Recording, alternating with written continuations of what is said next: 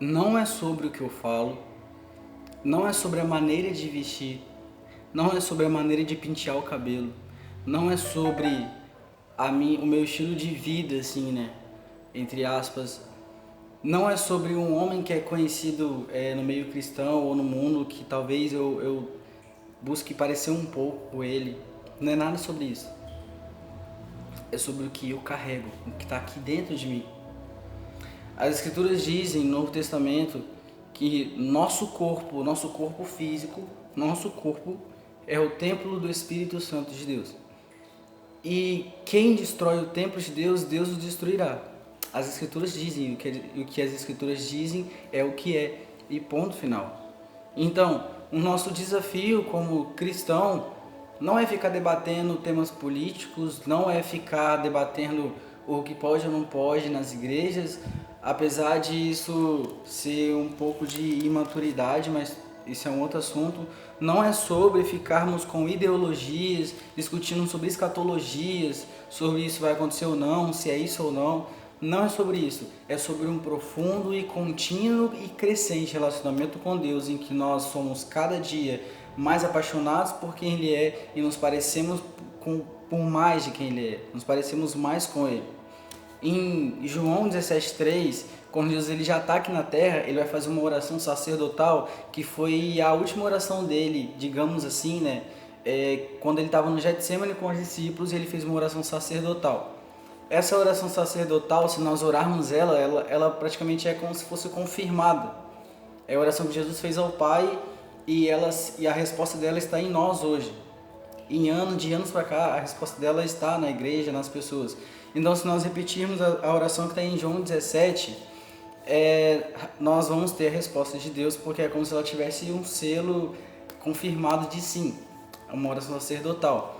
E Jesus ele ora para que a gente conheça o Pai e conheça Ele. Por que ele orou isso? Ele veio na Terra para alinhar o homem com o céu. Ele veio para trazer o homem de volta para o lugar de onde saiu.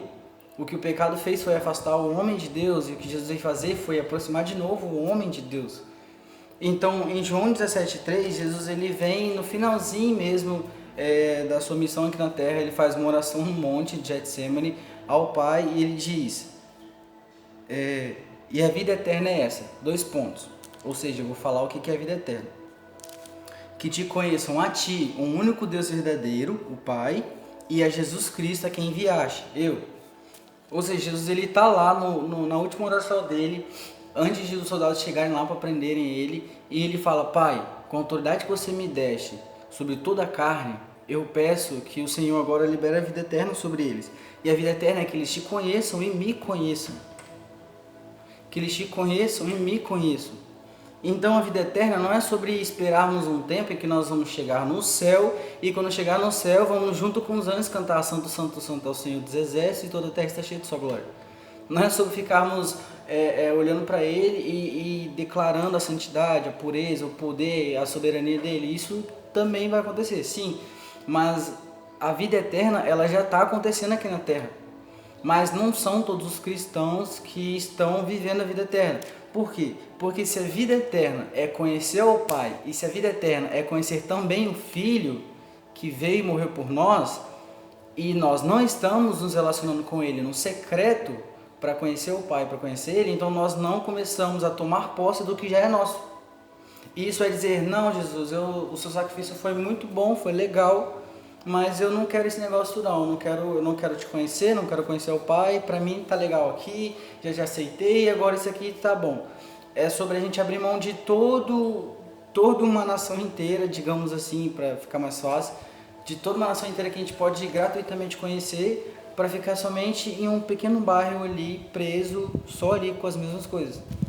É basicamente isso.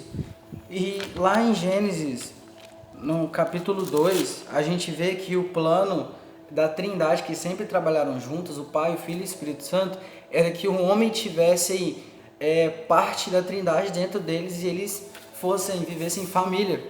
E por isso Jesus orou isso em João 17,3. Em Gênesis 2,15, fala, depois que Deus ele criou o jardim, aí fala no versículo 15, tomou, pois, o Senhor Deus ao homem e o colocou no jardim do Éden. Para o quê? Para o cultivar e o guardar. E o que nós fazemos quando nós estamos no secreto? Nós nos relacionamos com o Pai, com o Filho, com o Espírito Santo. Nós somos cultivados por Deus, nós somos guardados por Deus. Nós permitimos ser mudados por Ele e Ele se permite ser conhecido por nós. Então, quando nós entramos no quarto e começamos a conversar, ter um diálogo com Deus, que é a oração, nós nos permitimos ser mudados e transformados por Ele e Ele se permite ser conhecido por nós. Então nós somos cultivados por Ele, somos guardados por Ele. E isso é nada mais nada menos do que o plano da Trindade de tempo lá atrás, de quando Adão estava no jardim. Adão foi colocado no jardim para ser cultivado e guardado por Deus. Gênesis 2,15, está aqui. Aí depois o pecado veio e afastou, foi tudo isso. E hoje a gente tem de novo um privilégio de entrar nos lugares celestiais. Quando nós começamos a orar, nós estamos entrando nesses lugares celestiais. Estamos assentados com Cristo nos lugares celestiais. E quando nós começamos a conversar com Deus, nós estamos literalmente conversando mesmo. Isso aqui não é uma figuração, não é uma vibe. Não, isso aqui é literalmente, é real. Nós entramos sim nos lugares celestiais quando nós começamos a orar. O ponto é que, por que eu estou falando tudo isso? Sendo que eu comecei a falar sobre o que eu carrego. Porque tudo isso tem a ver com o que eu carrego. Eu só carrego algo se eu me relaciono com Deus, eu só carrego algo se eu estou em constante contato com Ele nesse lugar secreto, se eu entro constantemente nesses lugares celestiais. Não é sobre eu ter um arrepio quando eu vou orar, não é sobre eu ter uma emoção, um choro, ou sentir meu peito queimar. Muitas vezes vai ser seco. Sim, vai ser seco, parece que eu vou estar falando sozinho, sim, mas Deus, Ele está ali. E toda vez que eu estou ali, diante dele, me relacionando com ele, aprendendo por mais dele, buscando conhecer o seu coração, ele vai me mudando.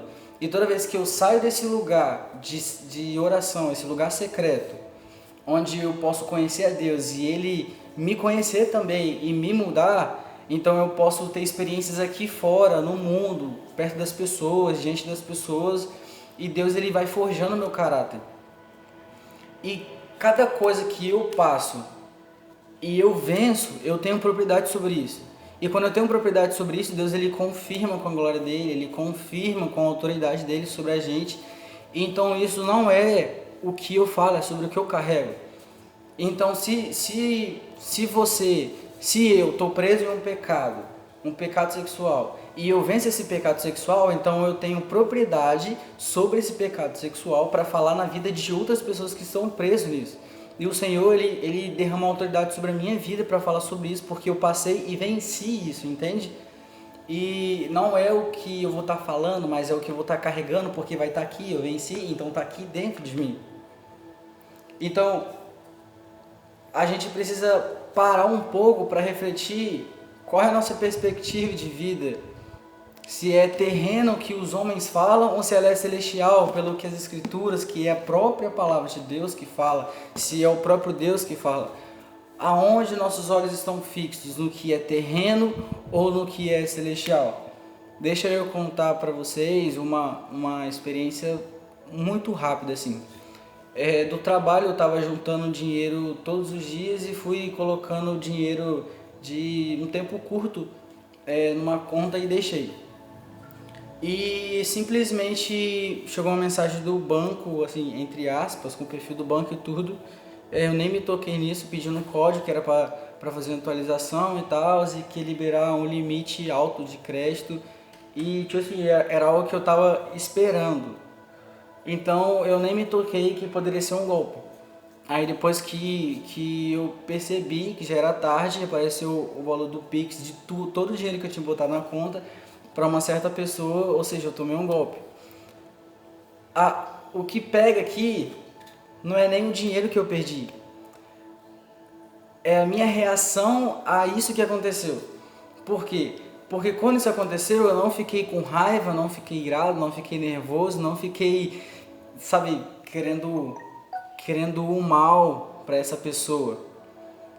Eu simplesmente me lembrei de uma oração que eu fiz há um tempo atrás e falei: Deus, eu quero ter muito para poder dar para as pessoas. E sinceramente falando, eu não tinha muito para dar para as pessoas, porque eu também precisava. O que simplesmente veio na minha cabeça foi, ok, essa pessoa precisava mais do que eu, então que fique com uma semente. Eu me lembro de uma outra oração que eu disse: Deus, eu não quero estar apegado a nada.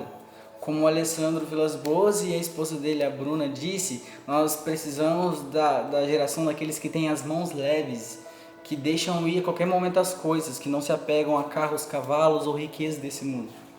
E eu fiquei com isso, né? Então, eu me peguei pensando, cara, se fosse 10 mil reais? E se fosse 20 mil reais? Ou 50 mil reais? Eu teria mãos leves ou meu coração estaria nessas coisas? Porque de verdade isso me deixou um pouco triste, mas eu lembrei de tudo isso. Eu creio que foi o Espírito Santo que me fez lembrar dessas orações. Eu fiquei feliz e isso é bem recente, real, bem recente. Isso é mais uma coisa que eu posso falar com as pessoas. Olha, eu passei por isso aqui, é ruim, mas eu creio que o Senhor, através disso, Ele pôde ver o meu coração, onde estava o meu coração. E quando o nosso coração ele é 100% do Senhor, então as coisas elas vêm até nós sem nós precisarmos ir atrás delas. O ponto é que o Senhor ele quer ter o nosso coração primeiro, para depois Ele permitir que a gente tenha o que já é nosso. Nós já temos tudo, mas Ele não permite que a gente usufrui. Eu não sei se essa é a palavra certa. Ele não permite que a gente comece a usar tudo que nós já temos, que Ele já nos deu, por falta de imaturidade, porque o nosso coração não é dele 100%. Então, a partir do momento que nós estamos diariamente, constantemente, crescendo nesse lugar de oração, de relacionamento com Deus, e nós permitirmos que o nosso coração seja do Senhor, e que todas as coisas Ele tire a qualquer momento, ou nos dê a qualquer momento, sabe, nós temos tudo nele e nós podemos usar o que nós já temos nele. O apelo aqui nós precisamos de pessoas de verdade, precisamos de homens e mulheres de verdade, que falam e façam, que prometem e cumpram. Homens e mulheres que, quando falar sobre alguma coisa diante das pessoas, elas não falem para depois viver, mas elas falam que elas já vivem. Nós precisamos de pessoas que ao falar sobre qualquer coisa seja respaldado na vida dele. O Alessandro Vilas Boas ele disse um dia: se a sua unção não é respaldada na sua vida, desculpa, nós não precisamos da sua unção. Porque foi ensinado que se você tem unção, você está bem e as igrejas precisam te receber, mas na verdade está tudo errado. Porque naquele grande dia as pessoas vão falar: eu profetizei em teu nome, eu curei em teu nome, fiz tanta coisa em teu nome. Jesus vai falar: eu não te conheço, apartai-vos de mim. É sobre um relacionamento constante e ter uma vida de verdade. E ter uma vida de verdade com Ele.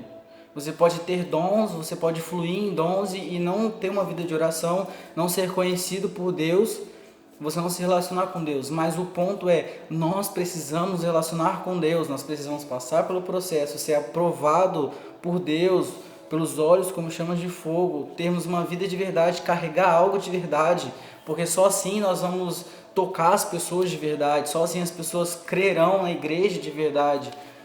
Sabe, o apelo aqui não é o que eu falo, é o que eu carrego. Não é o que eu falo, é o que eu carrego. Não é o que eu canto, as palavras que eu canto, mas é o que eu carrego. O meu nível de devoção todos os dias, quando eu estou trabalhando, no que eu estou pensando. Quando eu estou sozinho, no que eu estou pensando. Quando eu estou andando na rua, no que eu estou pensando. Quando ninguém está me vendo, o que os meus olhos estão vendo. Quando ninguém está vendo, o que eu estou mexendo no celular. É sobre tudo isso, é sobre uma devoção intensa, é sobre um entendimento profundo, é sobre tudo isso. E quando nós chegamos a ministrar diante das pessoas, isso flui como um rio, porque é de verdade, porque a nossa vida comprova a nossa unção. É de verdade, porque nós carregamos algo, não é algo seco, não é só palavras, mas é revelação, é vida, é vida. O meu apelo aqui nós não podemos negligenciar o lugar de oração. Nós não podemos negligenciar o lugar de oração. E eu acredito que nesses últimos dias, as pessoas já estão sendo enganadas, mas nesses últimos dias, em meio a muitos cristãos que são enganados, eu acredito que o Senhor vai levantar e já está levantando as pessoas que literalmente elas levam a sério a vida de oração sem querer mostrar nada para a família, sem querer mostrar nada para amigos, sem querer mostrar nada para a igreja, sem querer mostrar nada para ninguém, somente está ali com Deus. E Deus está vendo que tem uma vida de verdade de oração, Deus está vendo que leva uma vida de verdade com sinceridade, mesmo que as pessoas não vejam, mesmo que as pessoas nem percebam, mas Deus ele contempla os nossos corações. E Deus vai levantar essas pessoas. E essas pessoas são as pessoas que Deus vai usar para tocar a sociedade, para tocar as pessoas, para tocar as nações. E se nós queremos fazer parte disso, nós precisamos levar a sério hoje mesmo, cada segundo da nossa vida, cada momento, viver intensamente com Deus, ter uma vida de verdade, ter uma vida de verdade. Esse é o ponto, ter uma vida comum, mas de verdade, um relacionamento profundo com Deus todos os dias, com fome, com sede, com paixão, Esse é o ponto, esse é o meu apelo. Não é o que eu falo, é o que eu carrego. Não é sobre o que eu falo de mim mesmo, mas é sobre o que eu estou escutando com aquele que eu estou me relacionando. Esse é o ponto.